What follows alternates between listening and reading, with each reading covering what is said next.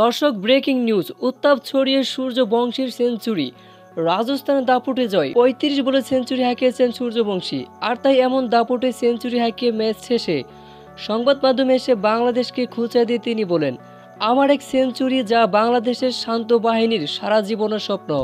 দর্শক, খবরে বিস্তারিত জানুন পুরো প্রতিবেদনে। বৈভব সূর্যবংশীর বয়স কি আসলে 14 বছর? ভারতীয় এই বিশ্বময় বালককে নিয়ে যেন মুগ্ধতা থামছেই না কোনোভাবে।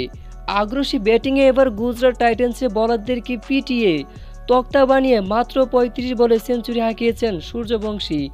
গড়েছেন আইপিএল ইতিহাসে দ্বিতীয় দ্রুততম সেঞ্চুরি রেকর্ডও। ৩০ বলে সেঞ্চুরি করে দ্রুততম সেঞ্চুরি ক্রিস গেলের। তার এমন অমানবিক ব্যাটিং এই দিনে গুজরাট টাইটান্সকে ৮ উইকেটে হারিয়েছে রাজস্থান রয়্যালস। আর সেজন্য বৈভব সূর্যবংশী বাংলাদেশকে চরম অপমান করে বলেন, বাংলাদেশের স্বপ্ন আমার এক সেঞ্চুরি। তো দর্শক, আপনাদের কি মতামত এই বৈভব সূর্যবংশীর এমন মন্তব্য শুনে? তা এই বিষয়ে জানিয়ে দিন আপনাদের মতামতটি আমাদের ভিডিওর কমেন্ট বক্সে। ধন্যবাদ।